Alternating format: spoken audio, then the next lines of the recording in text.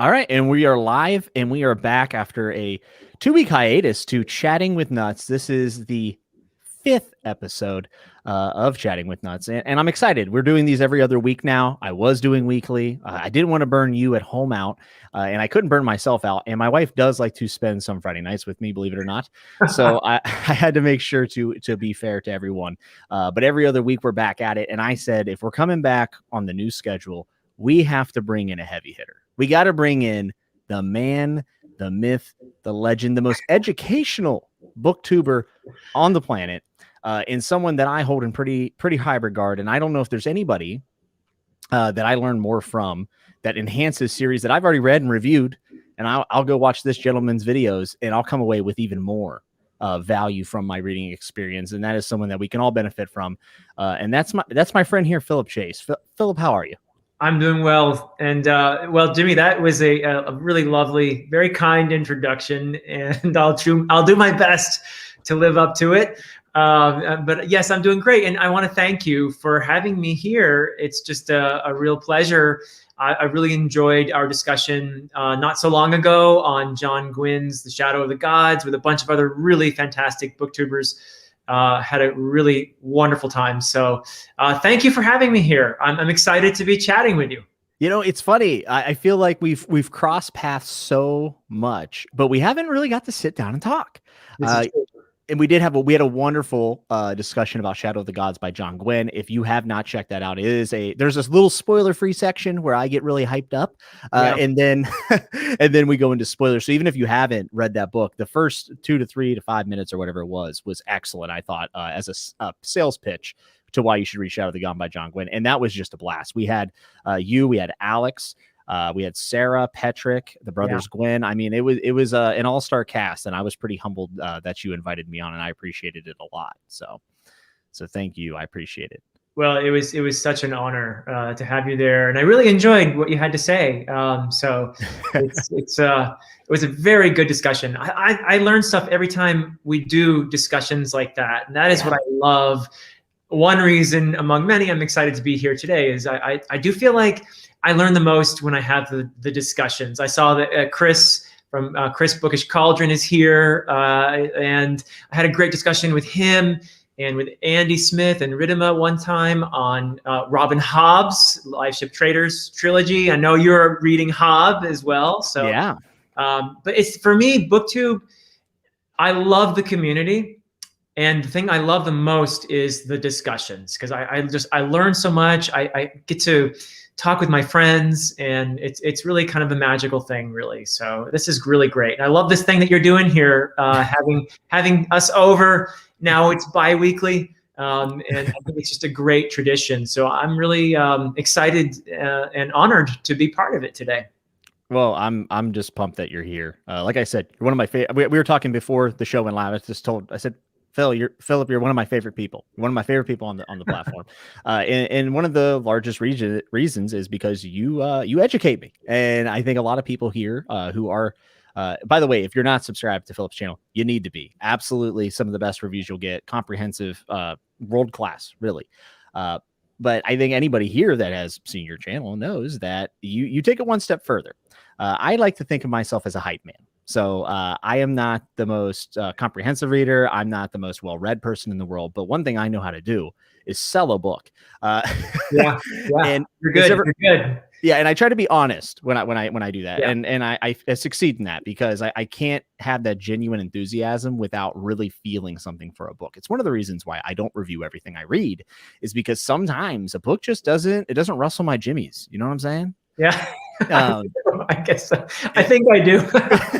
Well, I just love the fact that I generate excitement and in a different way than you, but you generate excitement for a lot of people because you pull out themes and you pull out these very important underlying things about the narratives of these stories that we love that otherwise we wouldn't have known. I had no idea that The Faithful and the Fallen was Celtic inspired, which Faithful Fallen is one of my favorite series of all time. And you added a new dimension for me. And I just think that's a value that everyone can appreciate, I think. Yeah, well, I think every single one of us brings our own experiences to BookTube, which is one of the things that makes it so marvelous. And I love the diversity you can find on BookTube, and it's important because I learn from everybody too. And Yeah. I guess I bring a sort of an educator's mentality to what I do, and it's kind of funny in a way because I didn't really know much at all about BookTube when I decided, hey, I think I'll start a YouTube channel about fantasy. I bet nobody else is doing anything like that. So, which was I had a very quick education in a couple of weeks before I started when I made my first video, which was gloriously awkward. And I've had to learn. I didn't know what a TBR was, and I didn't know, about tags. It took me forever to figure out what a tag was. I would see these videos that Yes. tag this, and people are answering these weird questions, and I thought, what is this tag thing? So I've gotten used to the culture. BookTube has a culture, Yeah. of sort, but it is full of diverse people, and everybody brings their own approach, brings their own experiences and insights, and it makes it such just a lovely experience, just learning from everybody and interacting. And I'm so glad that I decided to start a channel because I've made friends and I've become part of a community. And I have learned things I didn't even know I was going to learn. Actually, I thought I was just going to review books and be serious, and it's turned into so much more. And it's something I feel very passionate about now. And I'm glad that I'm here, and I'm glad you're here too. So. Yeah, absolutely. I mean, the community has been one of the best things about this. I mean, you're always going to have some sort of issues or something, but we have this little like niche online, and it's full of wonderful people. I mean, I've become friends with not just some of my, other booktubers, like me and Christian. I consider Christian one of my great friends from Lost and Discovery now. We talk almost every day. And I've also, it's amazing. And I've also found people just from subscribing to my channel, leaving very thoughtful comments and stuff like that. I think it's like the biggest selling point of why I continue to hit record on the camera, because this might surprise some of you, but I actually don't love just ranting in an empty room, under some lights. It's actually quite awkward, but I love the conversation that it generates. And that's the motivation behind this show. Is I just want to talk to more people, and I want to hear more things. Like you said, the spoiler discussions are huge. I had one with Chris Bookish Cauldron about Farseer, and I mean, it was probably my favorite thing I've ever done on BookTube, because I actually learned and missed a lot of details that he was able to bring up. And I'm excited. I'm actually doing you mentioned you did a live ship spoiler discussion. I'm doing one at the end of the month with Chris Bookish Cauldron and Jake Bishop. Oh, that's awesome. Yeah. It's funny. I was like thinking about bringing on all these different people, and I actually picked all the same people you had brought on. And I was like, well, I can't copy Philip. I was like, so you could have. I had to go deep in the roster. I had to go a little deeper in the roster, and bring on. I think you picked well. Jake is really smart. He's got a great channel, and Chris is he is the person I would go to with any questions about Robin Hobb. He is the Hobb expert of BookTube, as far as I'm concerned. Yes, so you did really well, I think, with your team there. Yeah, I think it's going to be a fun discussion. I cannot not have Chris on, because Chris is the reason why I really dove into Robin Hobb. So he gets a lot of credit for that, and I thank him, because I'm gonna tell everyone right now, Robin Hobb is she's gunning for that #1 spot for me. I mean, wow, I mean, if you would have said, hey, James, Jimmy, whatever you want to call me, what are the reads this year? They're gonna blow your mind. I would not have thought Realm of the Elderlings was going to be as impactful as it has been. I mean, it is really, to the point where some of the quotes and some of the lines in that book, or I say that book, those books, have made me reconsider things in life, in my attitude. And that is how rich of an experience I'm getting from Realm of the Elderlings. And I know you're a huge fan too. How far are you in the Realm of the Elderlings? So I have read the first 2 trilogies. I read Farseer and I read Live Ship, and I am going to finish the whole thing. I am totally committed to doing it. And Chris is obsessed. That's great. But yeah, I will definitely be reading the entire thing. And I've already moved Hobb into my top 10. In fact, my top 3. Number 3. I just watched your video. Yep. So, and who knows, I'm going to read Hobb, and that could even go higher. Who knows? But she is such a great character writer. And The best. Just in terms of developing a character. I don't know if anyone's better in the genre, or in just she stands in any kind of literature you want to talk about, really. The character development and the relationships between the characters are just so rich, and they just feel like people, and you feel like you really know them by the end of the book as well. So it's just brilliant stuff. I love the 2 trilogies I've read so far, and I'm excited to finish the rest. I'm a little impatient, actually. I've got so many other things. You know how it is. You have so many other things you want to read. I'm going to let the Hobb experience sort of resonate. Yeah, I'm gonna savor it. I'm gonna savor it over. Once it's over, it's over. Yeah, I know. People, Hobb fans especially, will say, "I'm envious of you because you're still reading the books for the first time, and I won't have that again." So that tells you a lot. I can see a question from the Cat Lady Book Nook. Penny. Yes, I know the answers, but I would love for you to answer what your your top 3 favorite series. So this was a big moment of drama for me, actually, figuring out which would be my 2 and which would be my 1. And because I made this video more than it was March of 2020. And that was my first attempt at a top 10 video. And I came to BookTube very much a Tolkien fan. And I pretty much assumed that no one would ever supplant Tolkien, The Lord of the Rings particularly, but I also love The Hobbit and The Silmarillion. Yeah. And I've read all of the other, the Unfinished Tales and all that stuff. So I'm not quite, I don't speak Elvish or anything like that, but I consider myself a hardcore Tolkien fan.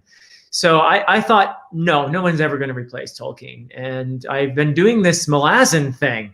I've been reading the Malazan Book of the Fallen. I've actually read it probably, I think it was 3 or 4 years ago for the first time, long before I knew what BookTube was. And I loved it. I thought it was brilliant, but I knew that I didn't get a lot of things. So I decided I would definitely be doing a reread of that series. And a person that I got to know through BookTube, AP Canavan, who has his own channel, it's called A Critical Dragon. And he started his channel after we started our series together. We're doing a read of the Malazan Book of the Fallen. AP, I should say that he is he's the advanced reader for Steven Erikson and Ian Esselmont, the 2 creators of the Malazan world. Oh, wow. Yeah, so this is a guy who reads Steven Erikson's books before the rest of us, long before, and gives Erikson feedback and tells him what, his impressions, and helps him improve the book. So AP is a brilliant guy. He has a PhD in fantasy narratology. So, I mean, he is a really brilliant guy. And he has been doing this read with me. I'm doing my reread, and he's reading along with me of the Malazan Book of the Fallen. We just recorded today, actually, our discussion on the 5th book, Midnight Tides. So that's going to be I do the spoiler-free discussion, and AP does the spoiler-filled one. Nice. So I'm making this answer really long here, but it's been a real blast doing this with AP. He's such an insightful and nice person, and I've also had the Malazan fans and people like Iskar Jarek and others who are Malaztubers who have been so encouraging. And so I've really been diving into, I read all the other stuff in the Malazan world too. And I'm also reading Esselmont's series, Novels of the Malazan Empire. So there's something almost like 30 books in this world. Yeah, there's a lot. And I haven't read all of them yet, but I've read the majority of them, and I'm in the middle of this reread, and I have to say just how awe-inspiring this series is, and how life-changing. I mean, you're talking about how Hobb has changed the way you see some things. Yeah, absolutely. That comment resonates with me so much, because I've experienced this with Hobb as well. But with this Malazan read, it has been just so tremendous. This series for me is life-changing and so beautiful, and it's a series for our times. In many ways, for me, I've said this before on my channel, Tolkien baptized my imagination. But I would say that Erikson and Esselmont have freed my imagination, and they've shown me what fantasy can be. Tolkien showed me what fantasy, where it comes from, but Erikson and Esselmont have shown me what fantasy can be. And so it was a painful thing almost, but I think it was an honest thing for me to say, yeah, so Tolkien is my number 2 now, and together Erikson and Esselmont are my number 1. So yeah. I mean, I'm about to end the stream and go pick up Gardens of the Moon back there after that. I mean, holy hell. Okay, so if you just heard all that and you are not interested, at least cracking the cover, I don't know what you're doing, because now I'm pumped. Okay. Malazan is something I'm going to be getting into after Realm of the Elderlings. Cool. Currently I'm doing Dark Tower and Realm of the Elderlings at the same time. Which we'll get to Dark Tower in a little bit. Yeah. Because I know you have some experience with that as well. A little bit. I'm 2 books in. Yeah. Yeah. I'm 4.5 booked. I just read the novella. And I'm taking a small break before I start into book 5. But Malazan is something that is very intimidating to me. I think Rhythma was able to get across the fact that it isn't as unapproachable as people say. And then when I see you generating conversations and doing these videos, because I keep an eye on it, and it's encouraging. It's encouraging because I feel like there's going to be a support group there for me when I get lost. This is something I actually really wanted to talk to you about, and we'll just jump into it here. I'm a little nervous, and I wonder if anyone in chat feels this way. I'm a little nervous that it doesn't seem, and correct me if I'm wrong, it doesn't seem like it is a cohesive story in the fact that obviously we don't have the same characters every single book, but like with that non-linear narrative, I'm a little nervous about that.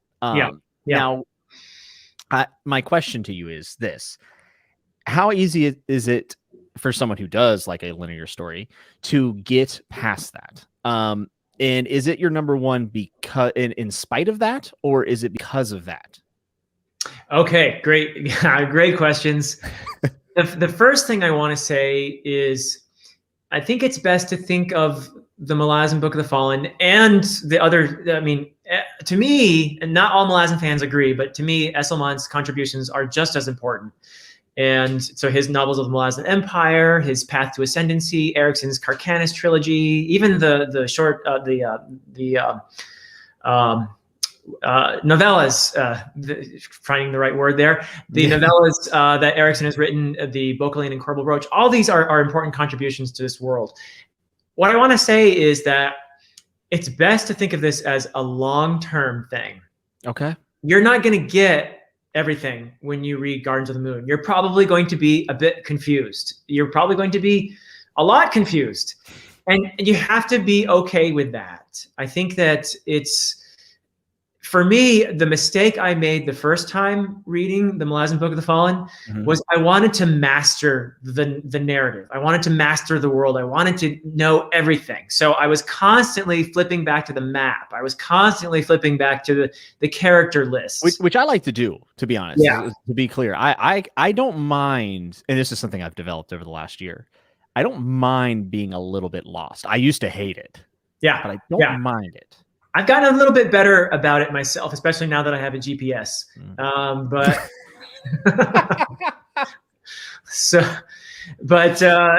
It is a series that you're going to get lost in, and you have to be okay with that. And you, as much as you can, be in the moment of the story. Really be in the moment and enjoy where you are. And if you can't remember all the how this character relates to that character, or wait, what was that character's last name? Don't kill yourself trying to master everything. I would say let yourself be in the moment of the story, and that knowledge will come gradually. I would say be patient, because Erikson will give it to you eventually. And there's this, I think there's a tendency for us to, in fantasy, for us to expect certain rules to be observed, and we expect there to be a hero, or at least a protagonist and a main set of characters, maybe, right, that you follow along chronologically from the beginning to the end. And usually that involves saving the world or something like that. And this is different. This is not going to give you that one protagonist. It's not going to give you that set of characters that you're on this journey with for the duration. It is a much so the characters. This is something that I think I want to get across. The characters are really vivid and they're really fantastic, and you get attached to them really fast because Erikson is a brilliant character writer, and he knows how to get you invested in a character very well. And he also knows how to surprise you. Like you think you know a character and you'll find out later on that your perception of that character is going to shift if that character later on becomes a POV character. Or so you might think a character is just bad or evil or something, and later you're going to find out more about this character, and your understanding of that character is going to change. So he does that a lot to you. He does that a lot to you, and you know, a lot of fantasy writers do that. Characters will evolve. Like, I love that. Yeah, I mean, it is a really cool thing that Hobb does it, you know, really well. We were talking about Hobb. I mean, she, you know, Malta was a character I did not like, and then ended up liking. So yes, very much so. So Erikson does that on a scale that is just amazing, and to me, he gives a real. I think what he does is he gives you a truer sense of our place in the universe. And that sounds like a big thing, but and how we relate to one another. And this is something that you just gradually get used to. And you'll see when you get into the series that there are essentially 3 big stories here that at first they seem separate, but they gradually converge, and that it takes time to get accustomed to that. So don't be upset when you read Gardens of the Moon and you're all pumped or you like certain characters and they don't appear in Dead House Gates. You know, there's a new continent, new cast. There are connections, there are threads that connect them, but they get tighter and tighter and tighter together as you get through the 10 books. And so it's you know, just don't try to master it all. And be okay with Erikson upsetting a lot of the tropes, because he really does mess with the tropes. And be okay with not having to follow just one set of characters. And the characters you love will probably come back at some point too. So, and you'll find others to love. I mean, it's just it's such a vast, brilliant world, and there's so much to learn from it. And of course, the core of it is really it's in a way it's a meditation on empathy and compassion, and which is a beautiful thing. And I do say that it is a fantasy series for our times because of that. I think that there's a lot to learn from this series about how people should treat each other and how we should try to understand one another. I mean, that's a big statement. Like the weight of that statement is significant. And I mean, you got me pretty pumped up, and I'm glad that you're saying that the characters are going to be vivid, because for me, I'm a character. I think you are too. I'm a character-driven reader. I could listen to about Fitz or Glotka, you know, go to the post office. I said this on a live stream on Bookborn's channel talking about best served cold. Yeah. I don't necessarily care about the plot, if I'm being honest. As long as it makes sense, I'm cool with it. But I am a character-driven reader, so this is one of those things where, because we're not following the same characters all the time, I get a little bit nervous. But you know, Hobb did that with Farseer, and then we jump into Live Ship, and we're still in the world, right? But largely, it feels separated, other than a couple connections, which, you know, I'll talk about on a spoiler stream. But and then when you finally get back to Fitz and Tawny Man, I'm in the second book of Tawny Man. I'm in Golden Full right now. Oh, man, when you come home to Fitz, you know, so I think there is a bit of a reward from the break, as long as the break feels worth it. And I have to assume, based on your statements, that it sounds like it's worth it. Oh, very much so. Yeah. Oh, I can't emphasize enough. And yeah, I am a character. I love character-driven books. So like Abercrombie, you mentioned, he is definitely one of my favorites. He's brilliant. There are some of the older fantasies are less character-driven, and I do like some of them, like Ursula Le Guin's, you know, A Wizard of Earthsea, for example, is a book that I wouldn't call it character-driven, but it's a beautiful book, and it is. I think theme-driven is another thing that I like. I like themes a lot. Yeah, you do. You mentioned it quite a bit, and I actually had wrote down a note, and I said themes are very important to Philip. Why is that? And I think this kind of goes with Chase's question from the chat. And he says, is there a way for you to elaborate on the themes of compassion without spoiling the storyline from Malazan specifically? Yeah, sure. I'll try to do that for you, Chase. So a lot of it has to do with what I was saying about the characters a moment ago, how you see a character and who might do something you consider to be really bad, really wrong. Mm-hmm. And then you later on understand that character. And you might not be okay still with what the character did, but you find it impossible to hate that character at a certain point because of what you learn about that character later on, or maybe that character becomes a POV. There are also so many moments. Of course, the Malazan Book of the Fallen is fantasy, so there's going to be a lot of suffering. There's going to be a lot of pain. There's battles, and there's a lot of action. I don't want to make it sound like it's all philosophical, because there's plenty of, as Iskar Jarek likes to say, lasers and fireballs in there. So there's a lot of action, a lot of big stuff in there. But there are these moments when you see the characters. Maybe these were characters who were on opposite sides of a battle. Maybe these were characters, from different cultures, from different places.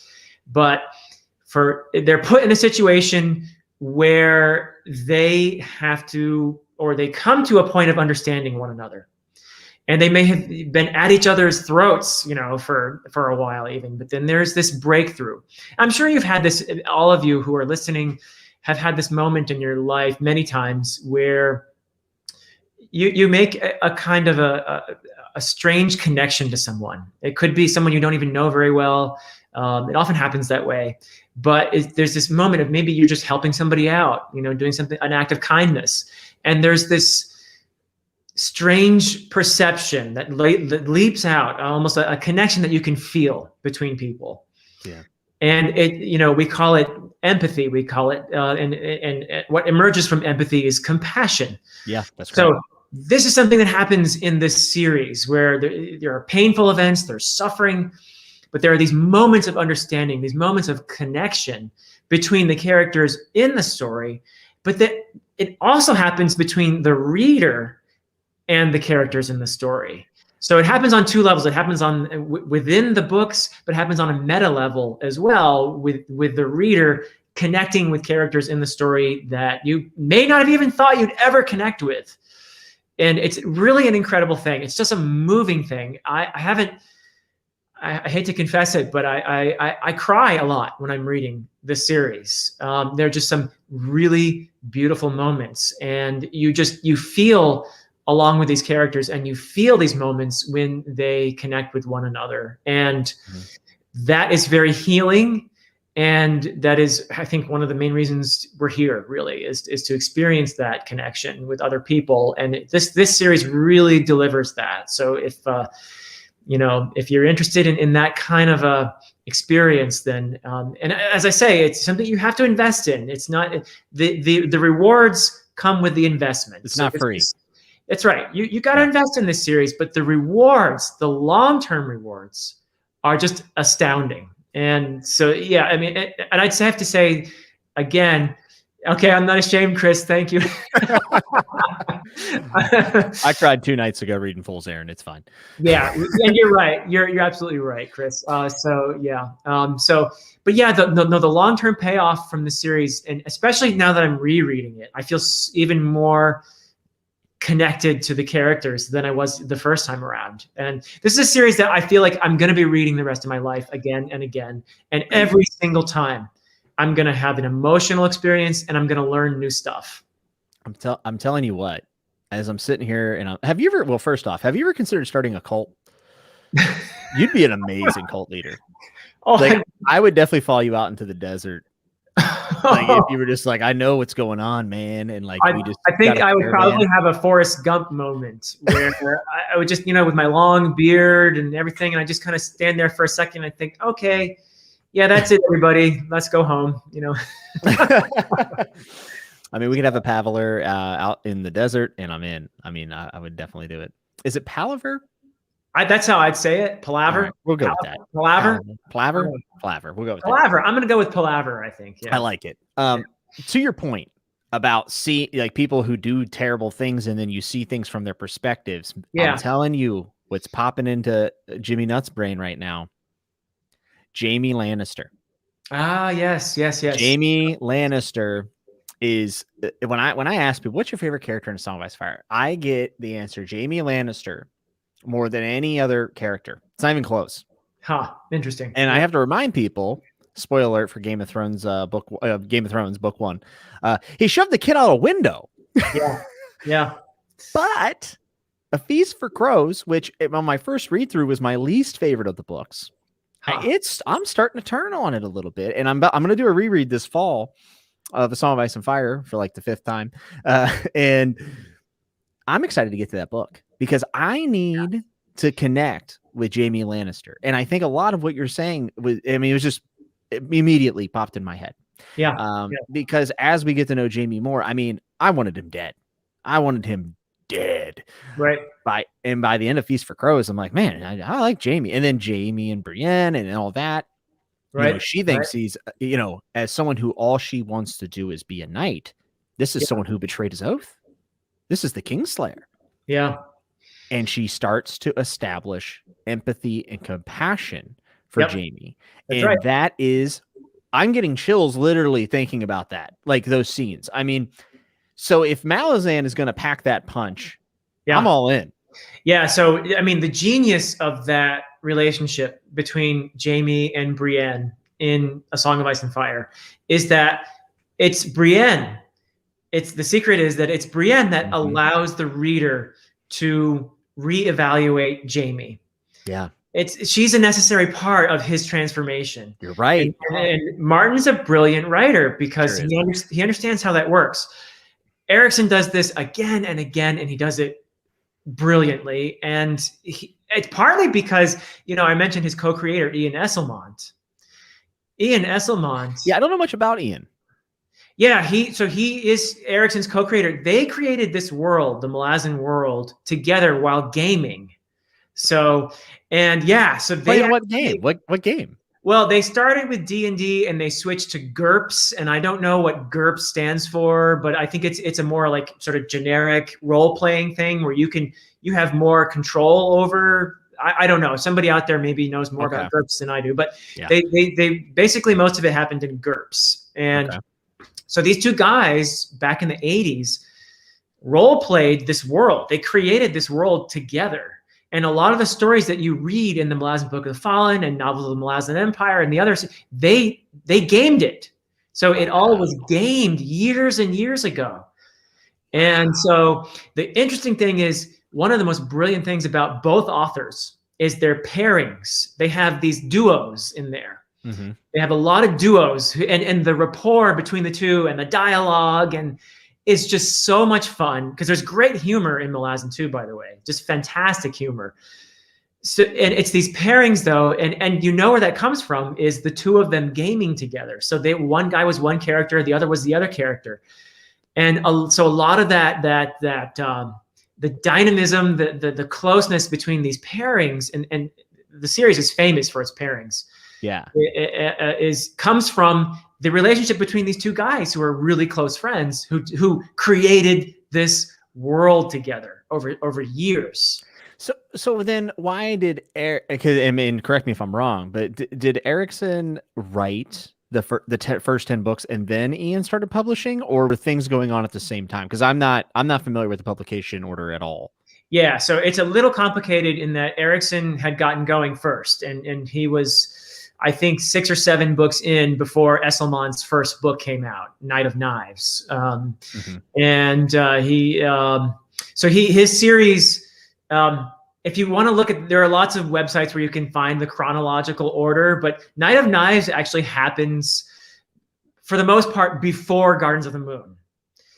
And then Esselmont's next book, Return of the Crimson Guard, happens basically after Erikson's 7th book. So, and then the rest of the novels of the Malazan Empire, Esselmont's books, happen more or less after Erikson's final book. I mean, it's not quite that way, but it's close. So the last 2 or 3 Esselmont books happen after Erickson's last book in the series. So Wow. after that one, yeah. So how jarring is it? Because I mean, we're talking about two different, I mean, obviously brilliant guys, but they are two different writers, right? So what are the main differences between the writing, do you feel? And is it jarring, and maybe who do you prefer? Oh gosh. So first of all, I would say for me, it's not jarring at all. And the main differences, and they really complement each other nicely, in my opinion. The main difference is that I think Esselmont really thrives with the shorter narratives, the more personal narratives. So I love Night of Knives. It's a book that happens over one night. It's a really packed story. And it's really well told. If you want to get a flavor for Esselmont, read Night of Knives. You can read it in a day or two. Let me just ask you this. Yeah. If I've never read Malazan, can I start with Night of Knives? You could. You absolutely could. Yeah. Yep. How long is it? It's a couple hundred pages. Yeah, it's not that long. It's one of the shorter Malazan books. And he also has a prequel trilogy called Path to Ascendancy, which begins with Dancer's Lament. And that is the story of, so when you read Gardens of the Moon, the Malazan Empire has been around for a long time. Yeah. But the Path to Ascendancy trilogy tells the story of the founding of the Malazan Empire. So you could also start with Dancer's Lament if you wanted to. I mean, that's a shorter book. That sounds amazing, because like I love the beginning of Kingdoms and all, like Gilgamesh, all that stuff. Like I'm really into that. Yeah. Ooh, so yeah, and stuff like that. Like any sort of origin of like it's society. Good stuff. Yeah, it's all good stuff. And Ericsson's Carcanis trilogy happens 300,000 years or so, or hundreds of thousands of years before the Malazan Book of the Fallen. So this is a world with a lot of depth. Yeah. So, I mean, everyone's all right. You're wrecking me right now, because I'm like, yeah, I'll wait till I finish Realm of the Elderlings, and I will be honest, I think that's playing out. But Night of Knives might be something I could squeeze in. Yeah, you could. You really could. And I have a ton of respect for Esselmont's writing. Now, he is a different writer from Erickson.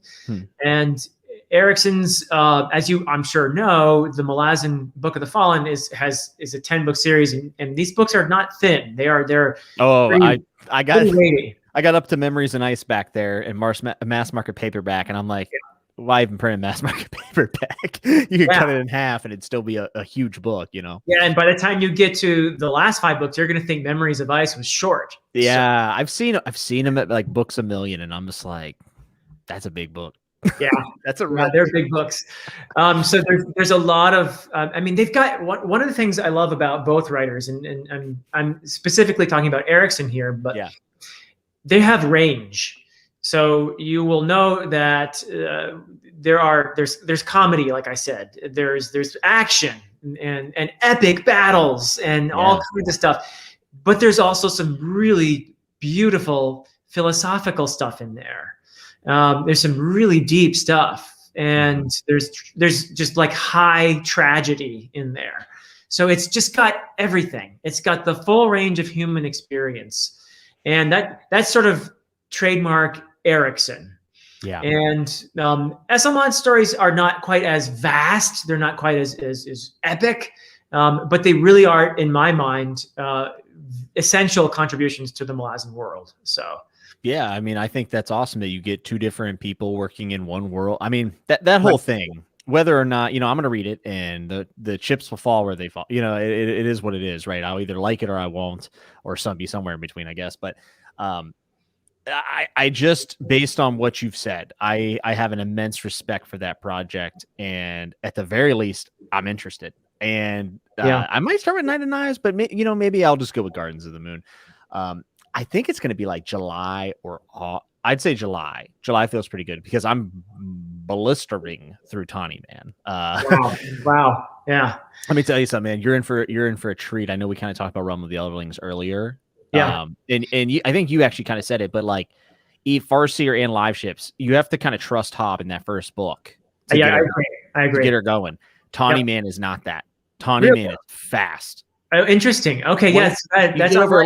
There's a little hump. There's a little hump in Fool's Errand, and I don't think it's bad. But I'm just saying, she's revving the engine. but Yeah. it's not like that 300-400 page rev. You know, she's popped the clutch, like she's in. Right. And man, I was so surprised by the amount of action and pace in Fool's Errand. And now starting Golden Fool, I'm talking 3 chapters in. It's like, here's 7 plot threads. Figure it out. And you're just like, woo! Like it feels like you're playing a game of Clue, you know, in that world in the 6 duchies, and I love it. So, yeah, I might be able to get the Malazan a lot sooner than anticipated, just because I'm enjoying Robin Hobb so much. Yeah, well, whenever, you know, I think I would probably advise someone to finish the Realm of the Elderlings first, and then get into another big series. But yeah, for me, those 2 trilogies began exactly the way you described. The first book, Assassin's Apprentice, for me, it took me a couple hundred pages to really feel like, okay, now I'm starting to feel this. Mm-hmm. And for me, Hobb was basically doing some really great character development and some world building that really paid off in a big way. Oh yeah. And same thing with the Live Ship Traders. It took me a couple hundred pages to feel, okay, now I'm on board here, and it's starting to move. And boy, does that investment pay off. Oh, that's the thing. You can trust her. You can really trust her. And yeah. Jake, I just want to be clear. I didn't really struggle at the beginning. It was just, I mean, for me, I think it was 300 pages in Ship of Magic, covered about 2 days. So you are at one place. Yeah, because I looked, I was kind of like, man, how many days it went by? And it was like 2. And I'm like, that's pretty crazy. But like at no point was I like, I'm bored. Like that never happened. Right, right. And you hit the nail on the head. You trust her process. And right. Robin, truthfully, I believe that Live Ship might be a perfectly constructed trilogy. Like, I don't think I have any gripes. Farseer, I think book 3, there's some reasonable gripes, for me at least. Yeah.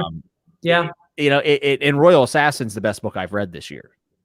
Okay. So it had a tall order to fill. Live Ship, I mean, I don't know. I don't know how you can, I don't know how she's going to top it, but Tawny, man, I'm telling you, I'm in book 2 and we're almost there. Like, I'm almost ready to be like, this is the best trilogy I haven't even really finished. Wow. Dude. Wow. You know how, you know, people talk about Abercrombie and how he is incrementally improving with every entry into the series. Absolutely. I mean, that's Hobb right here with this trilogy. I mean, I'm just absolutely I'm blown away. And someone actually said it's only fair Jimmy turns this around and proposes his own TBR record for Philip. Maybe Memory Star and Thorn if Philip hasn't read it yet. Philip has read that. I read it. Yeah, I have to reread it though. Yeah, we actually, me and Philip and Patrick have talked about doing some sort of discussion or something like that about that. But if I could give you a TBR record, my friend, Tawny, just bump up Tawny, man. That would be my pitch. I'm very shocked that Hobb is flexing different muscles while still being consistent. Like the action, there's a lot more action in Tawny Man, and the pace is blistering. I mean, I was very shocked. Very, very shocked. Well, I don't know. Maybe Destiny's calling me here. I just yesterday in the mail, I got the first book in the Tawny Man trilogy. It was sent to me by Joanna. Yeah. You know, Joanna, she is one of the sweetest persons you will ever meet on BookTube or anywhere else. So she sent me that along with another book. So maybe Destiny is calling me here, and I should be reading that trilogy. I mean, I think that means that that it's calling. So I very much endorse this. I endorse this wholeheartedly. And a lot of people say Tawny Man's their favorite trilogy. Wow. So, okay. I mean, you've got me really pumped to read it. I will read it at some point. And some of the callbacks, you know, Hobb is one of the authors, and George R. R. Martin's my favorite author, and it's because I love the fact that George's word choice matters. And if I could just show everyone how many screenshots I've taken of the book, of the books in Farseer and now Tawny Man, and even in Live Ship Traders, of word choice mattering. The description of characters, the words that she picks mattering thousands of pages later, that to me is like expert crafting. And I have an appreciation for that. It's just the kind of reader I am. Sarah asked if we have any Dune thoughts. And one of the reasons why I want to put this up here is because Dune's actually I've never read Dune. I don't know about you, but I'm reading that this year. For the first time. Yeah, I actually have read Dune, but it was a long time ago. I've only read the first book in the series, and I loved it. Absolutely loved it. It's at the of course, I haven't read a ton of science fiction, but it's the very pinnacle of my science fiction reading, and along with Dan Simmons and a few others. But yeah, I have him on the show too. Yep. I love Dune, and I actually do plan to reread it. I do fantasy on my channel, but I might make an exception for Dune. It's so funny because I'm the Fantasy Network with sci-fi and a lot of Stephen King. Yeah.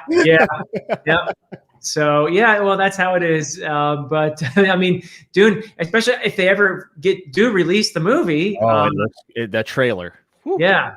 I mean, people got pretty pumped just watching that trailer. So I think we're just waiting for theaters to be opened and all that. So. Yeah, I'll definitely be checking that out. And this is actually a question I was going to ask you, but it looks like Marshmallow has already beat me to the point. And why do you both like fantasy stories? Philip, why don't you go first?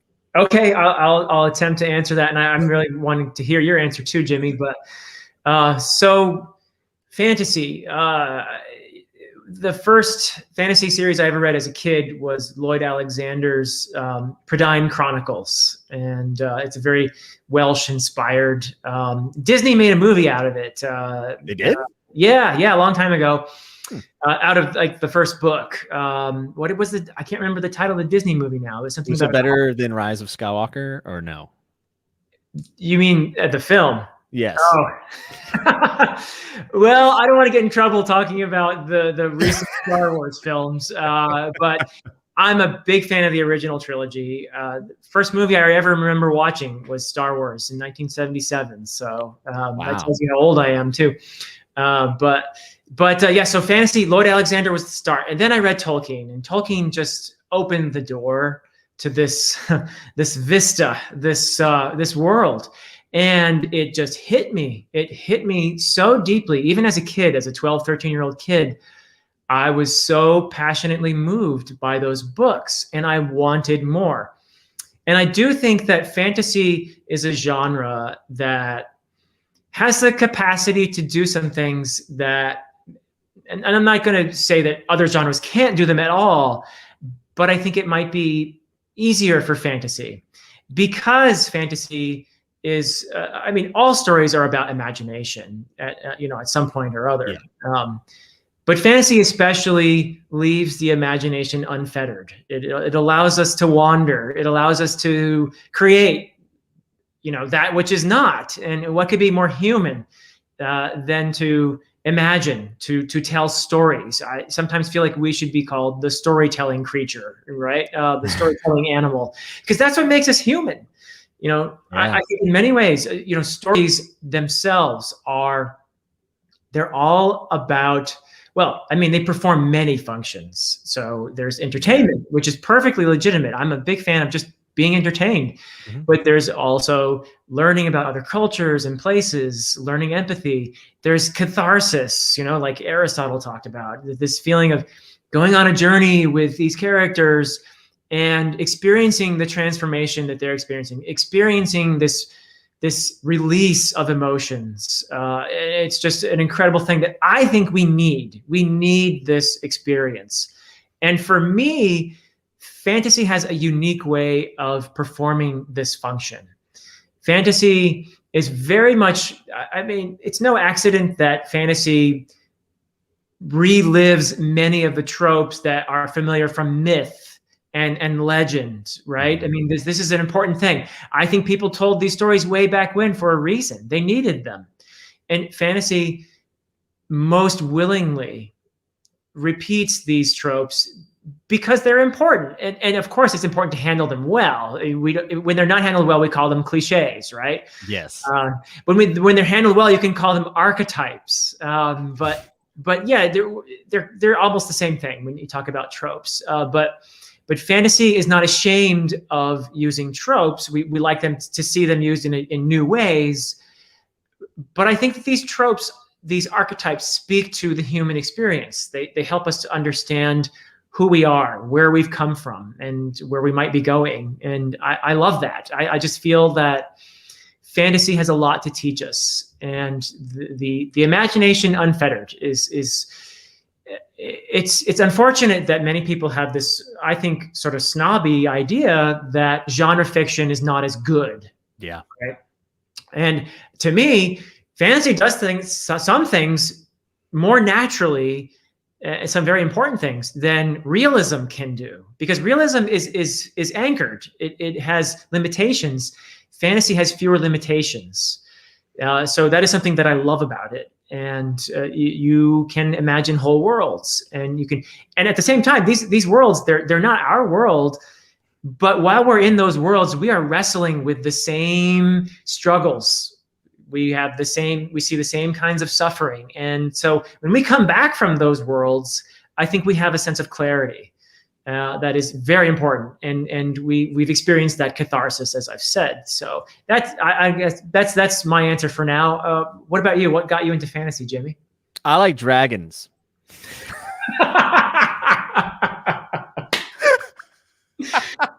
I think Tolkien said the same thing, right? Isn't that what Tolkien said?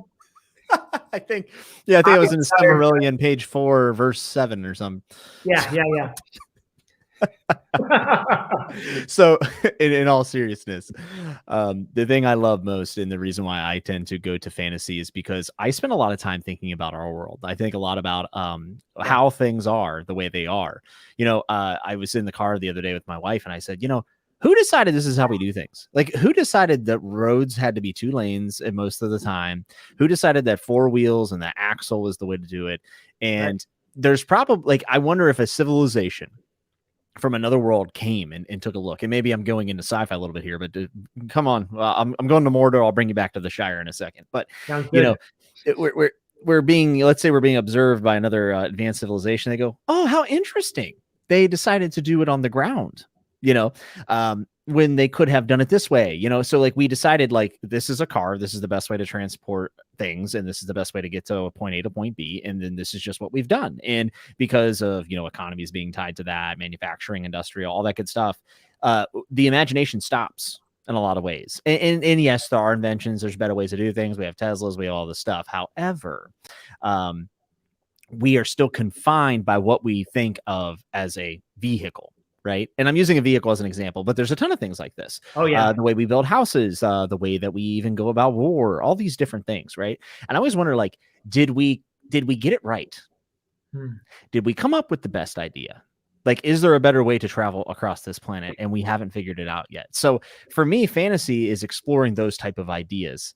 And also with that, I'm going to be honest, I love escapism. I do tend to, as a younger kid, I dealt with depression and still do to this day. Yep. And there are times where I need a break. There's times where I need to hear about, some other person's problem in Roshar or Middle Earth. Yeah. And it provides an escape for that. On the flip side of that, I also find myself learning things about our world, kind of how you said, while I read about these fantasy worlds. I think I am much more empathetic.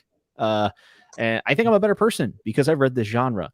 Yep. And that's what I love most about fantasy, is it not only inspires me to be a better person, but it also gives me self-awareness. And that is whether it's my place in this world, my place, there's something I've noticed about people. And I think we can all say we're guilty of this. We're always the good guys in our stories. Yeah. Aren't we? This funny? Guy cut me off and he did this and yada, yada, yada. Right. We're always the good guy in the story. Right. Someone's always done us dirty. I think the way, especially in fantasy, and I think it's one of the reasons why I like grimdark, even though I'll be honest, I used to really like that terminology. I'll be honest, after reading Hobb and she's not considered grimdark, I'm like, I don't know what is at this point, because she just tears my heart out. But it's seeing characters that aren't necessarily the good guys in a story, but they have to do the best for where they're at. Right. And sometimes, folks, you're not the good guy. Sometimes I'm not the good guy. Right. And we all have faults, and you got to do the best of where you're at. Right. And when I see Kaladin in Stormlight Archive doing the best where he's at, makes me want to do the best where I'm at.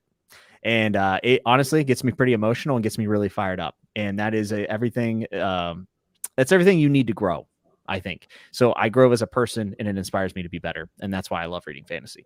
So yeah, beautiful answer. That's a really beautiful answer to a great question. Thank you, Marshmallow 8. Yeah, I mean, just that I love that question, because honestly, you ask me on next Tuesday, I might have a totally different answer. And it's because I get such a rich experience from every single new author that I read. and it's rewarding. It's rewarding to branch out, because I'll tell you what, every single day I'm like, I'm just going to reread a song of Ice and Fire. And I'm like, I got to branch out. I got to branch out. So when you come on here and you're pitching these things, about Malazan and stuff, it gets me fired up, because there's still more corners to explore. And that means there's a lot more to learn about myself. So how cool is that, Oh, it's so awesome. Our genre offers so many places to explore. And it's it's a beautiful thing. And there is nothing wrong with escapism, by the way. I think it's fantastic.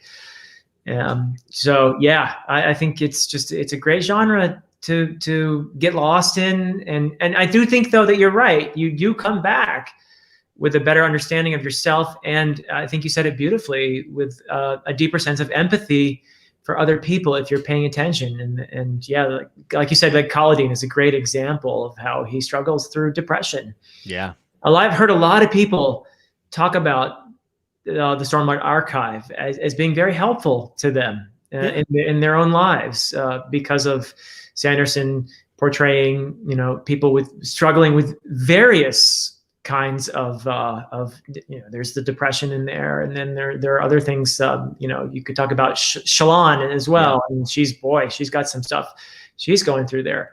So and it's a really cool thing. It's a really cool thing that literature does this, I think, but fantasy does it in a unique way. Agreed. So yeah. And also, you know what?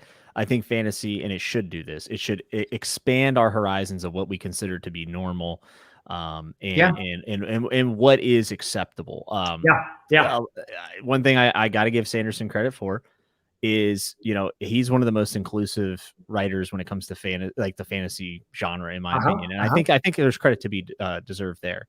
And he also gave me a great doorstop with Rhythm of War, because that book, no, I'm just kidding. I had to take a jab. I had to take a little jab. But I'll tell you, that's another thing you mentioned, that I just want to throw this in, the Malazan books. So Erickson and Esselmont deliberately created a world where there is no gender inequality. Misogyny is not a thing there, because I like it. I will say that there are some disturbing things that happen to some characters, and it's not that misogyny is entirely absent from every single culture, but predominantly what you'll find there is a world where women are as powerful as men. And a lot of it is through magic. Magic is an equalizer in the Malazan world, where you have women who are, look, the empress of the empire is Lasine. It's a woman. There is, any number of really amazing, powerful female characters who are in every single way just as important as the male characters. And there are all kinds of relationships. There are all kinds of sexualities and all kinds of people portrayed. It's a really diverse world. And that's another reason why I feel like the Malazan books are a great way, pointing the way toward what fantasy can be, and imagining a world where there's incredible diversity, where there's gender equality and all of that. And that's fantastic. And that actually, again, you come back from that world and you think, well, why can't we be more like that? Yeah. And another thing I've heard from Andy Smith about Malazan, and it's something that other fantasy series do as well, and it's challenging authorities and in systems that are in place. And I think that is so important in our everyday life, and being critical thinkers. And now, when people hear that, they might think like conspiracy. No, I'm not talking about that. But, for instance, just societal norms. I mean, that is a system that we have pretty much everyone's done, the handshake to whenever you start growing up. It's interesting to see those things challenged, and those institutions challenged. So that's another thing that really pulls me into the Malazan universe, is the fact that I know that is a common theme about, challenging what's in place and whatnot. So that's really exciting to me. I think that was an excellent little banter back and forth. So thank you for that question. Very deep. Yeah. I mean, you get booktubers like us going with a question like that. Yeah. I mean, here's the thing, it's hard not to have some sort of emotional tie or some sort of deep thinking whenever you read as much as, we do. And I'm sure everyone else does. I spend at least 2 hours a day. I read about 100 pages a day. And when you spend enough time like that, it isn't just processing words, right? It becomes a lot more than that. And my wife doesn't read all the books I read at all. She reads a couple, but I've had some good conversations with my wife that sparked from something I read in a book that she has no interest in, but it just sparked a, philosophical or just in general, like, oh, what would you do if you were in this character's shoes? And I think that's really cool. Yeah. It's one of the reasons why I'm really attracted to great characters.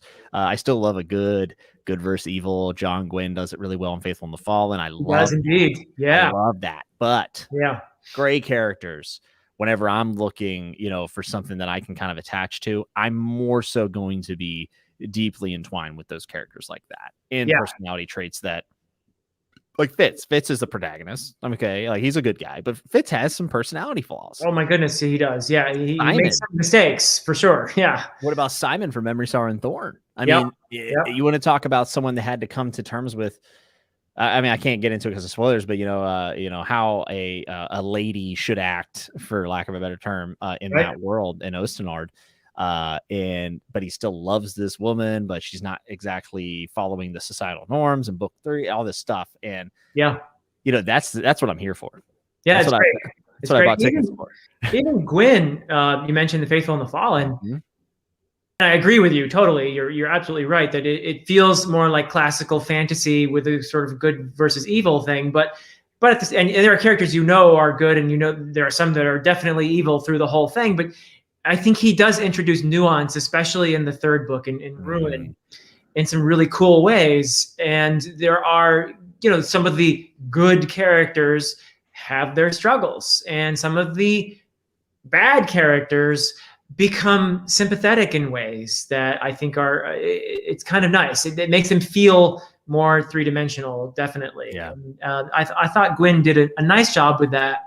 The Faithful and the Fallen being his first series, and it gives you that nice classical fantasy vibe, but at the same time, there's something very modern about it as well. Familiar and fresh.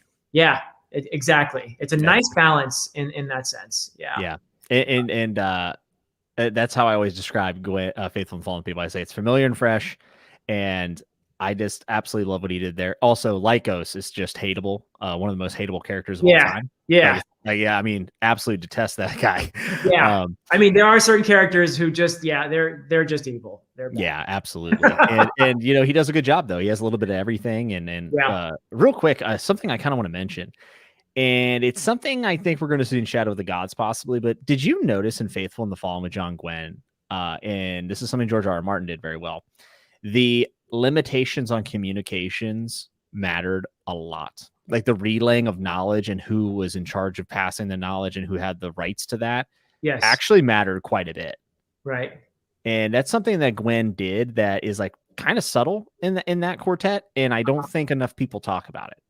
Interesting. Yeah, and in your term, in terms of the magic and that sort of thing, is that what we're talking? Well, sure, yeah. I mean, you could even use that, but think about when they're sending ravens or pigeons or whatever they are, and talking about this. Like, think about how Veritas is so low on the chain of like nobility.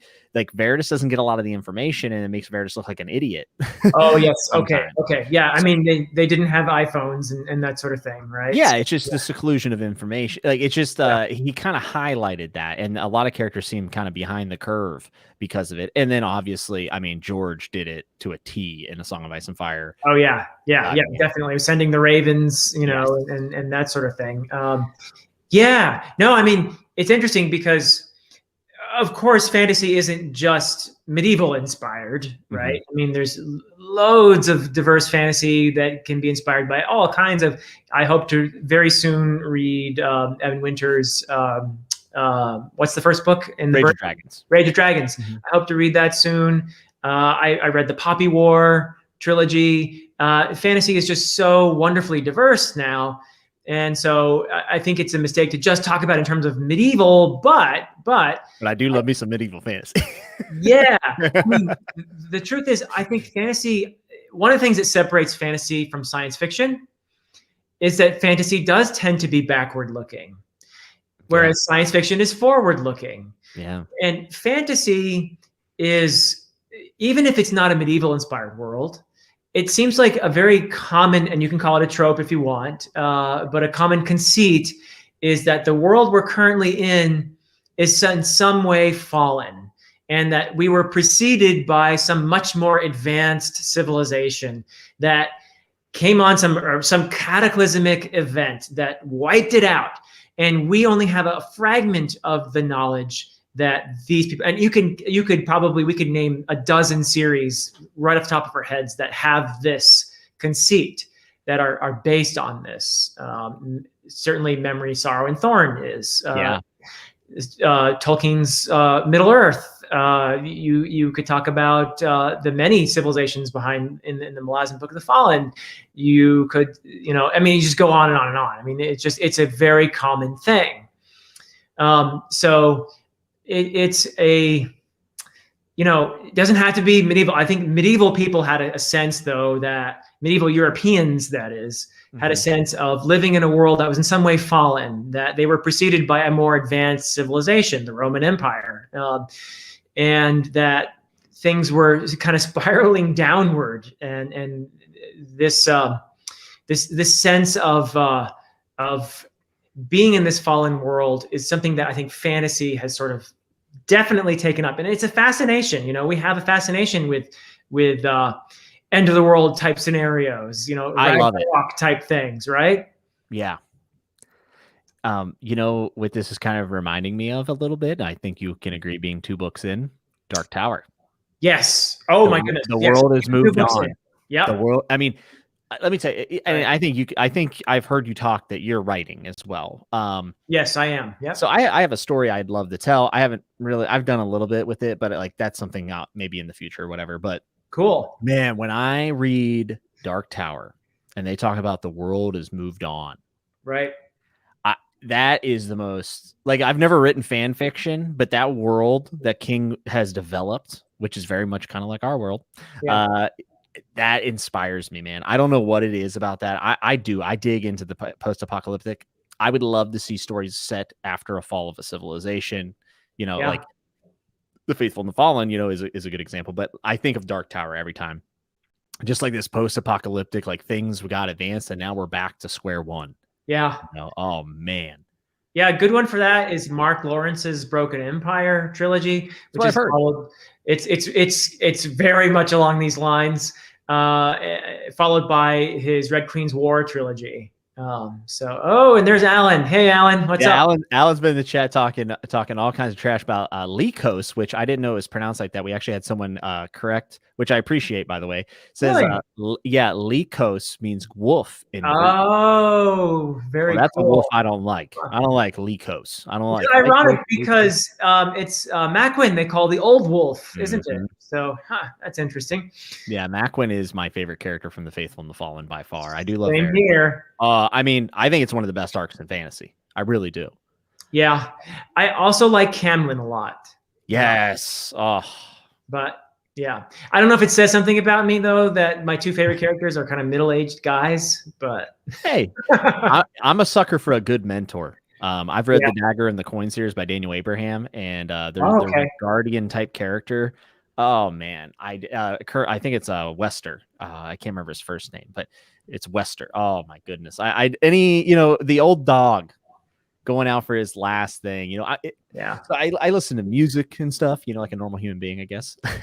But I was listening to "Hail to the King" by Avenged Sevenfold, which is just a song about a king and yada yada yada, very general. But man, what I've been really wanting. I've been wanting a story where the old king, who used to be like a war, just a war hero, has to pick up that sword one last time. Yeah. And it's like, you know what I mean? I kind of get like Dalinar feelings there, where Dalinar's kind of reformed a little bit. Yeah. But like something like that. Like I've been kind of waiting for like, just the man, the myth, the legend, who they thought he had put his sword away for good, and he steps down those stairs and just starts taking people's heads off. I need a story like that. Do you know of any? Well, the medievalist in me immediately thinks of Beowulf, of course. Okay, So yeah. I don't know if you read I of course would love it if you would read it in Old English, but that's probably asking for too much. But but there's some great translations out there. And I actually had a chance to talk with Andy Smith on his channel once about Beowulf. It was a lot of fun. And this is a story where it's they talk about it as halves, but it's really 2/3 is Beowulf as a younger person, and then the last third is he's an old king, and he's got one last. Should I spoil Oh, it for you? I won't. I no, won't. no, no. I'm in. I'm Okay. sold. You don't say anything. I'm in. Okay. Like it's to the point where like I listen to that song and I start imagining scenes and I'm like, I might write this. Like I might write a short story and it just be in that time Yeah. frame where he is picking up his sword. I mean, I just there's something about that. There's just something about that that I think is awesome. And I have so many people are saying what I'm thinking, saying that should have been Bobby B storyline. I wish we could have seen it Robert Baratheon because Yeah. very much Robert Baratheon, we see him in past his prime. But in his prime, Robert Baratheon Yeah.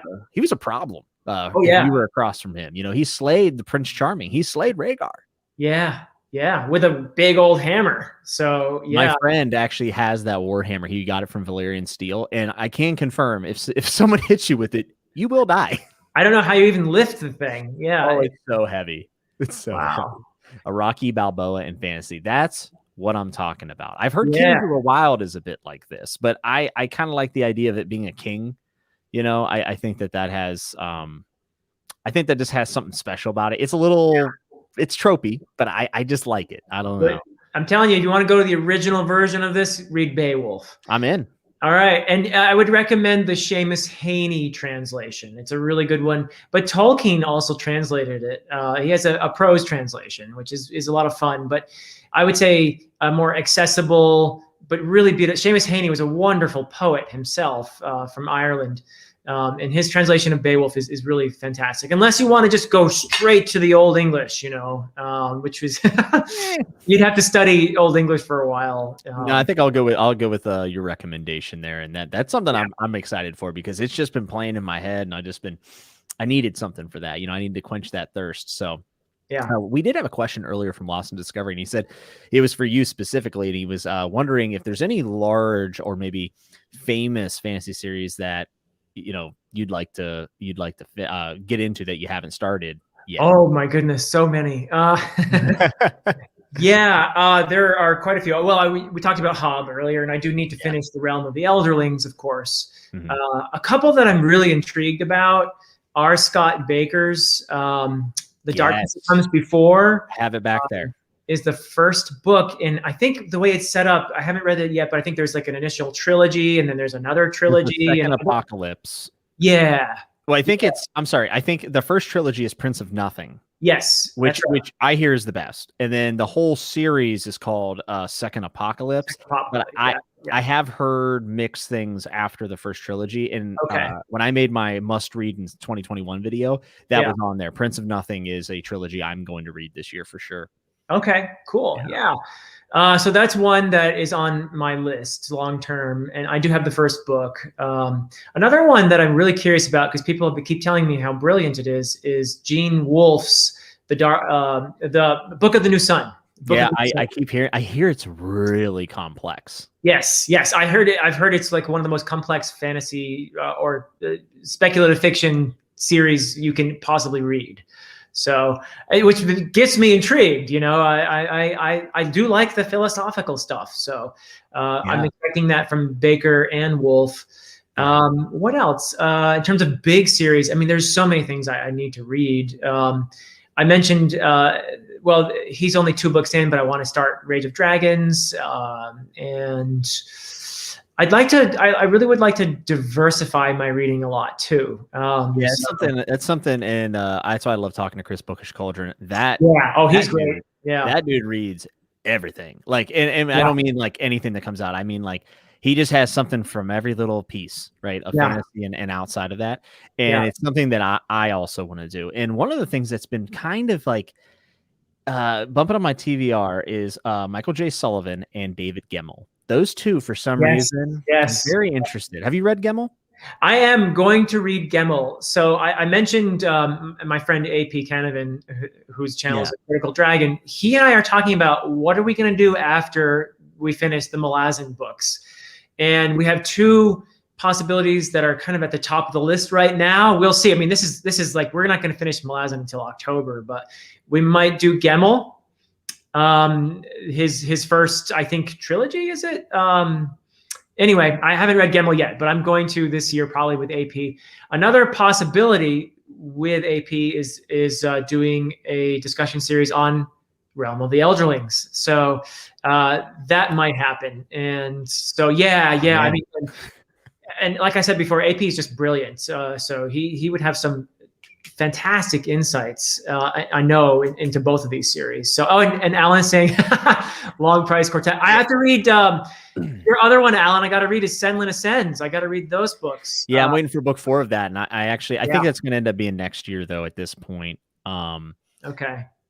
Now this is a series that's on mine. I kind of mentioned Gemmel and stuff, but and also, by the way, Long Price Quartet. I haven't read it. That's definitely on my TBR. I have read The Dagger and the Coin. I am a massive Daniel Abraham fan. I definitely stand him a bit. He's pretty much Gurm's like handpicked assistant and successor. If there was anyone that was ever going to finish A Song of Ice and Fire post George, it's Daniel Abraham, without a doubt. Wow. Yeah, I mean, he's actually okay. Wow. Yeah, he's actually written. George put him specifically to write the graphic novel adaptations. And Daniel Abraham is the only other person I believe that knows the last sentence of A Song of Ice and Fire, because George has written that. Right. And Daniel Abraham is aware.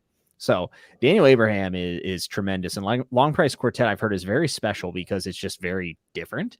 And I'm really excited to pick that up.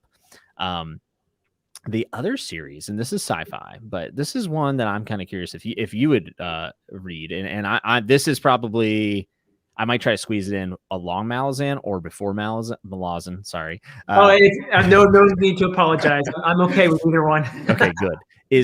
And this will probably get a bunch of stuff in the chat. Red Rising.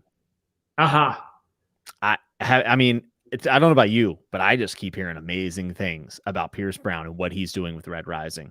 Yeah, well, that's another one I think that Alan has been reading. Alan, which should we read first? Should we do Pierce Brown, or should we do Daniel Abraham, or should we do who's the guy who wrote Senlin Ascends?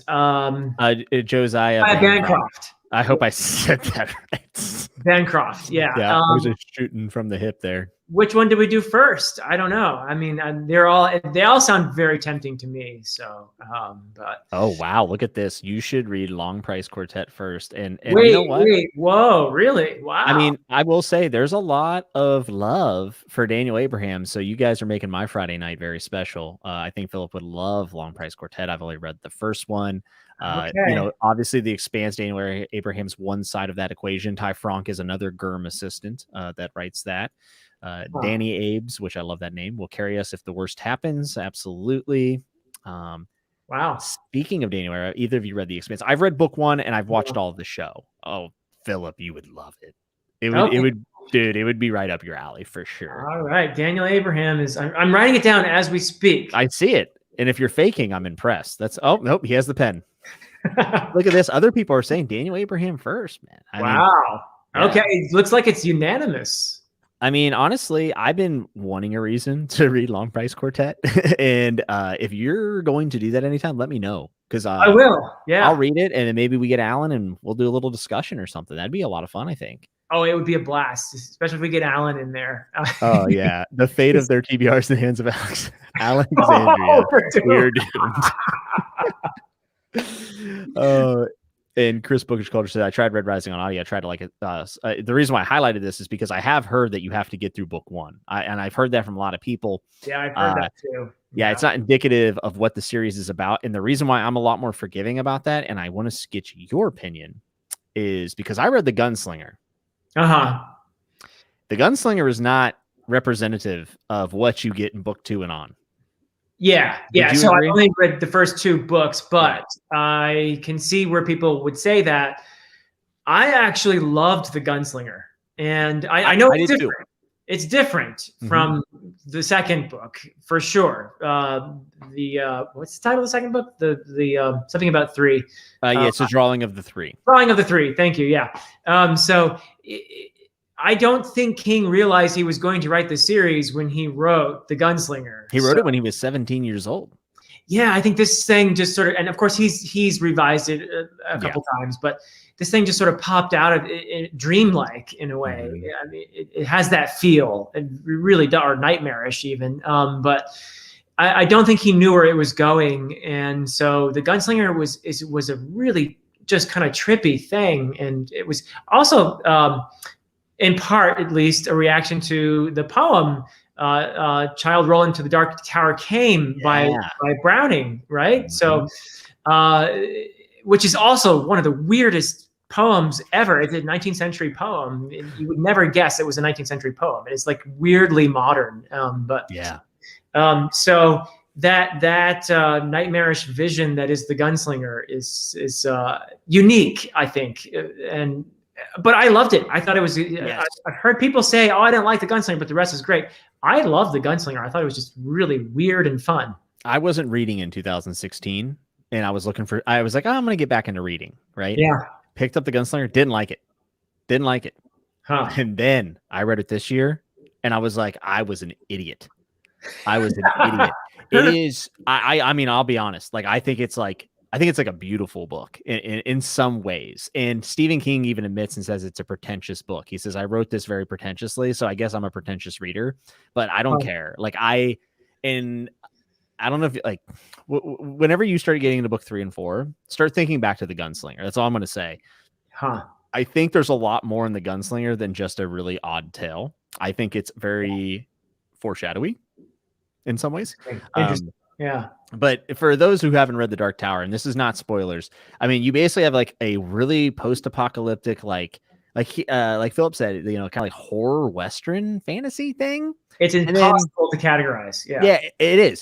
That's what I wanted, and I'm going to cover this in my review when I do it. I'm actually going to do the review for book 1 and 2 at the same time because I think you have to talk about book 2 to sell The Dark Tower a little bit. So I'm actually going to do my review of 2 books at a time, and then at the end I'll just do the last book. But you basically go from like this really weird horror Western fantasy thing. I don't know. It's so weird to a urban portal fantasy. Yep. With a guy with a cowboy hat. I mean, it's just like, it's out of nowhere. But the reason why I wanted to read it is because it's just so weird. Like I was just like, I want something different, Yes. Especially while it's been a perfect companion to the Dark Tower and Realm of the Elderlings have really complemented one another. Oh, I can see that. I can totally see that. Yeah, people are like, I can't believe you're tackling both. But I don't personally find the Dark Tower to be hard to read or listen to. I'm doing a lot of audio.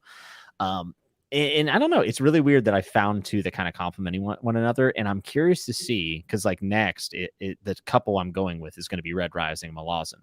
And I'm very curious to see how those 2 series balance back and forth. That'll be interesting. Yeah.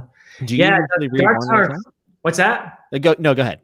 Oh, I was just you made me think all kinds of things about Dark Tower, but it's just it is the most random thing you'll ever encounter. Some of it is sort of Tarantino-esque. There are these really crazy scenes that you're like, I never saw this coming. It is so weird, and I'm loving it.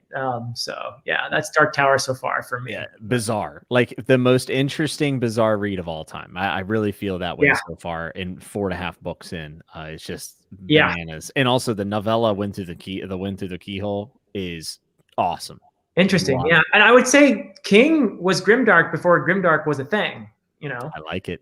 Well, the human condition is at the center of every one of his stories. Yeah. And one thing that George R. R. Martin says, and he got it from a different author, and I'm so bad. I'm terrible for not remembering, but George agreed with this author and said, I think that the only thing worth writing about is the conflict within the human heart. Yeah, that's Faulkner, William Faulkner. Yeah, Faulkner. Yeah. Thank you. I couldn't remember. Like I said, Philip's the smart one. I'm here to hype. But George R. R. Martin has quoted that Faulkner quote a lot. So, but it's the only thing worth writing about is the conflict within the human heart, and it is profoundly true. And King is a great writer because. Yeah, did a check. Yeah, that a jump. That is some scary stuff.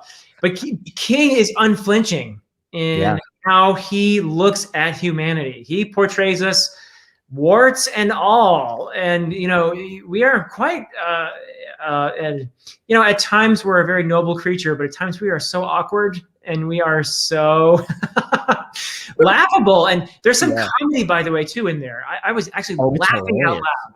It's Yeah. hilarious. It's hilarious. Yeah. That's something Abercrombie does extraordinarily well. Oh my goodness. Balance the horror and then the bleakness with humor. And I know that you have said Abercrombie is your favorite humor writer, and I think I agree. I really do. Yeah. Yep. Yeah, I just Dark Tower. What an experience! I can't wait to get some of those videos out. It's going to be so much fun. And you want to talk about that's another series where we, for all intents and purposes, Roland's a sociopath.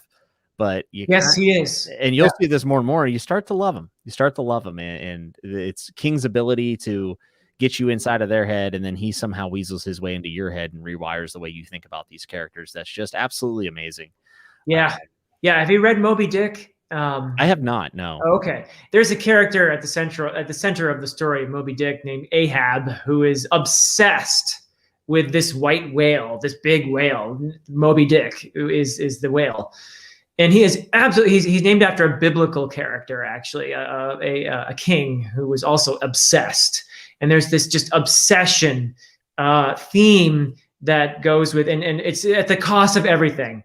And that's what Roland reminds me of. He is an Ahab-like character. And that's not cool, because, this obsession, he's a likable person for the most part, but this obsession can lead you to do some kind of dubious things. So in the name of Ka, or destiny. I mean, that is very much so. I love this comment here, and it says there are just some writers that I define as writers. Germ, Robert Jordan, Joe Abercrombie, etc. And King is on that list, and they wear their influences on their sleeves. King will mention them by name; he doesn't even care.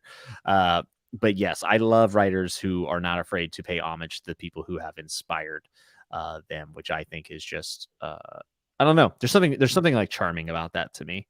Yeah, it kind of almost gives the reader like a look in on their process. You know what I'm saying? Oh my goodness, yeah. And to that list, I would add Robin Hobb, of course, and I would add Steven Erikson as well. And but that's a great list. Absolutely, those are great character writers, great insights. Speaking of Robin Hobb and Realm of the Elderlings, what series do you think should be talking more about on BookTube? There's two.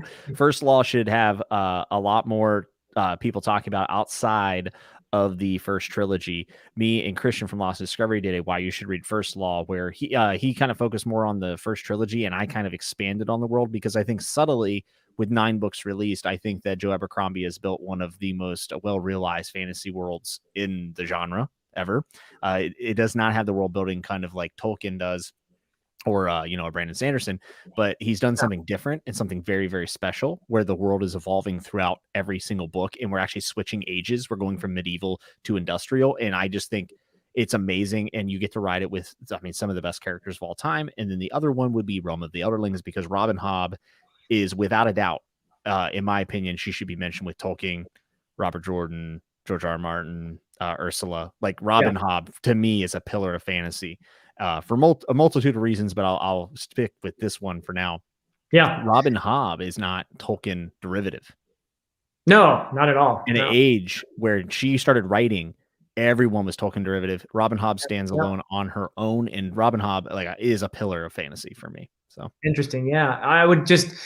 I'll have my own answer to the question, but I want to talk about First Law a little bit because you mentioned it, and I think it's a great answer. For me, Abercrombie, as you said before, has been getting better and better with each book. I like the standalones even better than the original trilogy. Absolutely. And I love the Age of Madness trilogy so far. The first 2 books in it have been, Abercrombie is getting better and better and better. And the fact is, I think he's become, his character writing is as good as ever. I love that he has some great, strong female characters in Age of Madness. Yes. And I love that he's woven in in a very entertaining way, because what Abercrombie's done really well is he's the balanced writer. He's got the kind of like the mass appeal. He's got the entertainment, but he also is a very smart writer, and he's got some great themes in there as well. So you talked about the industrialization. I would say the Age of Madness is absolutely Dickensian, in terms of what he's doing there with the impact of industrialization on society, particularly on the poor. And he has, characters whose lives have been impacted, and this is a big part of this series. So yeah, in terms of the incorporation, he's got immigration in there. He's got sexuality in there. Class warfare is very much at the heart of Age of Madness, and I think it's one of the best. I love the depiction of it and the price of progress. The price of progress is basically what First Law is all about, in my opinion. It's like this. Yeah. It's just like commentary on, these basically savages in a lot of ways, giving that unspoken handshake that this is what society is like. And it comes at the cost of people who unfortunately are the most unfortunate people there. Yep. And you want to talk about a series where people are just trying to do their best where they're at. That is First Law to to an absolute T. And I love the fact that magic is kind of going away in the world because technology is more economically viable. Right. Like, I think that's just such a commentary on maybe, you could say that's art or whatever, right? In our world, because it's not economically viable, but it's very much like, oh, magic, not very profitable. Factories, profitable. Yeah, and there it goes.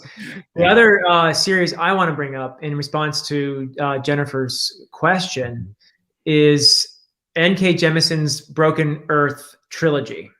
I think it is absolutely brilliant. I think it is one of the most important fantasy reads out there. And I say this because I believe that, like the Malazan books, it really shows you what fantasy can be. And it is she takes some narrative risks. She does have some second person narration in there, which might throw people at first and feel a little bit odd. By the time I got to the end of this trilogy, I was absolutely in awe of what she had done with this narrative risk. And it makes sense. If you haven't read the trilogy before, just get to the end and you will be like, oh, that's why she did this. And it's brilliant. The other thing she does in there is, I don't know any other writer who has portrayed oppression and resilience with as much skill as Jemison does. And those are important things to talk about. We talked about fantasy being a place to escape, but also being a reflection of real world issues. Absolutely. And we can go to these worlds and we wrestle these things. That's what Jemison really offers in the Broken Earth trilogy. It is just it's a beautiful story. It's a hard story to read in many ways. It's painful, but it is just so brilliant and important. I think that I would tell everyone to read N.K. Jemison's Broken Earth trilogy. That would be my top choice to answer Jennifer's question. Well, that's awesome, because that has been on my TBR since I got back into fantasy, because I've heard high recommendations, but you don't always hear why. And you always hear the caveat of the perspective choice, the second person perspective. And for you to say that it actually matters, because it wasn't just she's decided to do that. It actually has a purpose. Really it does. Me. Yeah. And I get this a lot whenever I tell people to read Farseer and Fitz's trilogies, because they are first person. And I think it's really, it's kind of an indicator of the talent that you're dealing with an author whenever they pick a perspective that, in my opinion, is more challenging. Yeah. And they make it work for them. Like, for instance, and I know I keep talking about Robin Hobb, but she takes a first person perspective and she builds out some of the best side characters we have ever seen. Yeah. Through a first person perspective. She didn't need multiple POV. She didn't need third person. She didn't need second. She said, I'm going to do this. I'm going to do this series in first person. I'm going to give it a magic system that complements that perspective too. Like, I think that, she just nailed it, right? She picked a magic system that was very, very good for a first person perspective. And it gives us, she kind of cheats a little bit, but it's crafty. It's very crafty. So the fact that you're telling me that N.K. Jemison does this with the Broken Earth trilogy, not exactly like that, but the fact that she uses it to her benefit and part of her creative process tells me that all I need to know, that I'm going to love this book. That's been on my shelf for over a year, and it's just one of those things I've been kind of waiting for the right time, but I don't know if there's anything else out there like it based on what I know of it. So I might just have to jump in. Oh, and the narrative choice is also linked to the magic system in Broken Earth as All well. right. So yeah, it's really great stuff. Yeah. Yeah, I find myself, and I'm curious how you feel, Philip. I find those kind of choices for a magic system to be much more interesting than the hard rules of a magic system from like a Brent Weeks or a Brandon Sanderson. I mean, I think that's cool, and if that's your thing, that's fine. But for Right. me personally, I find it to be more rewarding when it ties into the actual creative process of the plot as far as like perspective goes, like how they're actually writing the story, which to be fair to Brandon Sanderson, he actually does do that quite a bit. He plays with that. Yeah.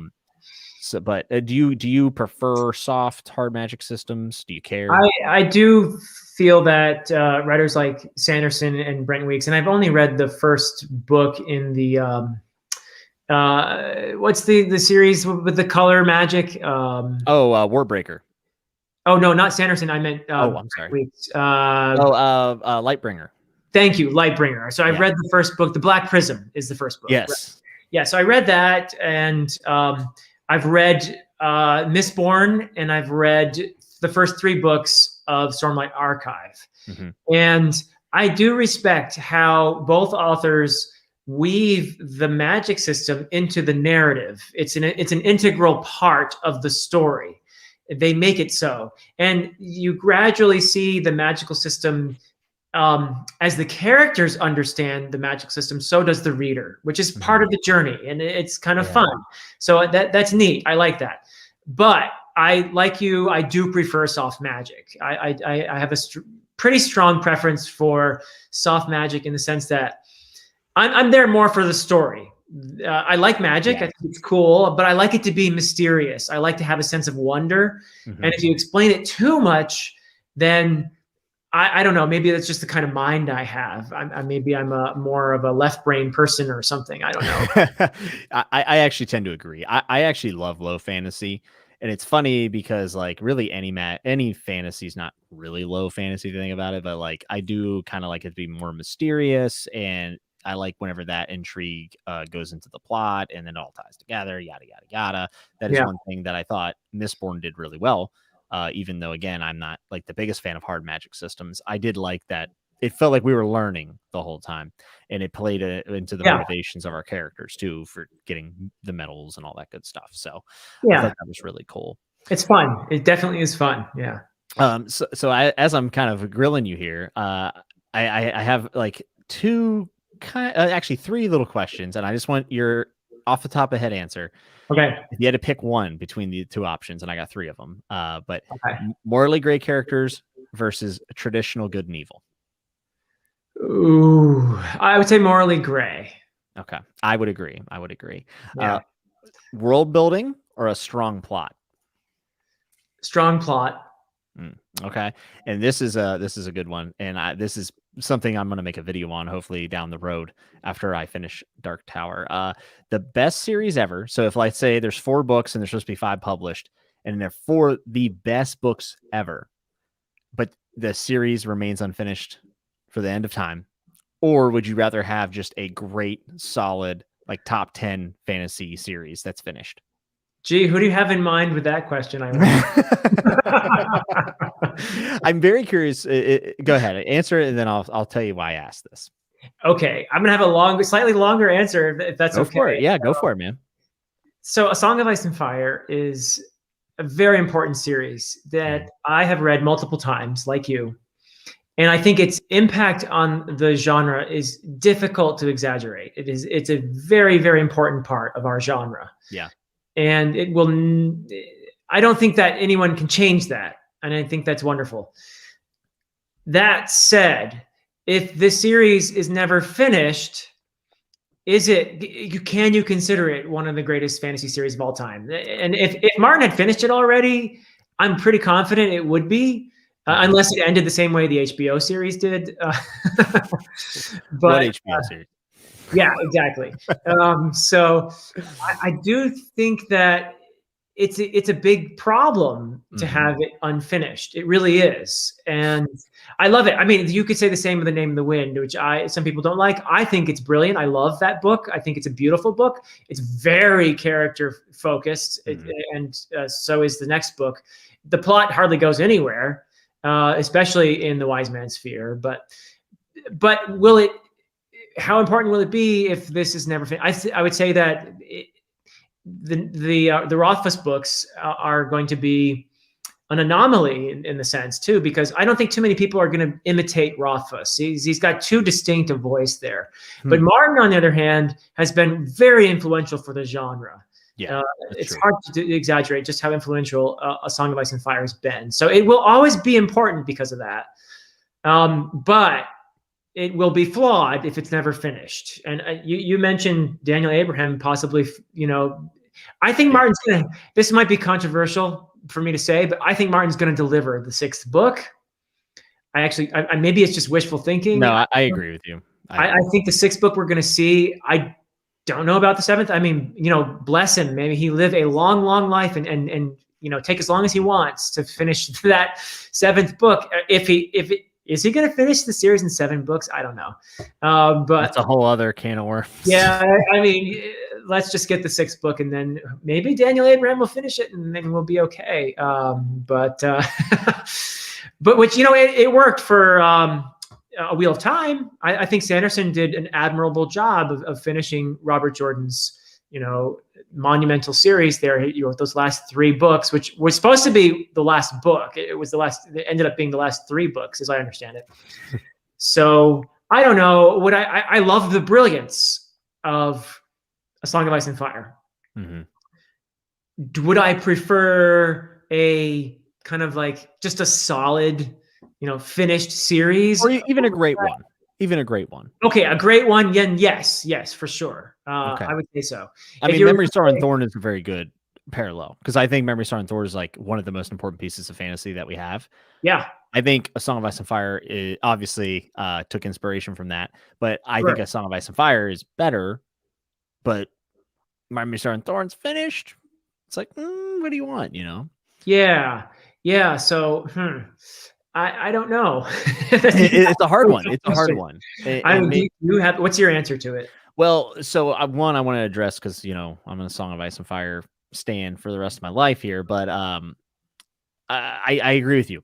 I think if the conversation is this the best series of all time, it not being finished, that is absolutely a factor when you have to consider that question. Yeah. I think you can answer yes, because it's subjective, of course, but it has to be factored in. What doesn't have to be factored in, if it remains unfinished forever, or any series, so let's just say in general, the impact that it has on the genre, no matter what it is, whether it's Kingskiller Chronicles, Song of Ice and Fire, Gentleman's Bastard, it doesn't matter. It can still have a profound impact. For all intents and purposes, Tolkien did not get to finish what he wanted. He was writing something else whenever, he passed away. Now I know it's different, by the way, before someone tells me. I know it's different, but I'm just saying, even if he had not finished the Silmarillion, all these things, like, it would have still had a profound impact on the genre or whatever. So I don't necessarily think it matters as far as its standing as influence and what it did for the genre in general. And I also don't think it interferes with the individual book's impact on a reader. You will never, all you haters out there, no, I know there's not any, but we'll pretend there are. You can't take away A Storm of Swords from it. You can't take away what I consider to be the best fantasy book I've ever read.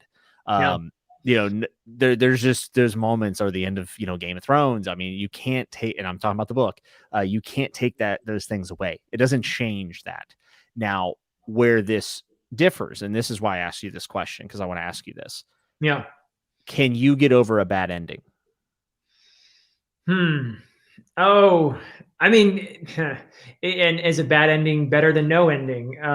Yeah, I mean, that's very much kind of the same question, right? Like, yeah, I mean, I would definitely, I would want to remember all the good stuff leading up to that. I know Dark Tower might be, I haven't finished the series, obviously, but we all know that's polarizing from what some people love the ending and some people just cannot stand the ending to Dark Tower. I've heard. I don't know what it is. I'm really curious. Don't tell me in the chat, please. Yeah, no spoilers. But yeah, I mean, it's and weirdly, because of that controversy, it might be one of the most.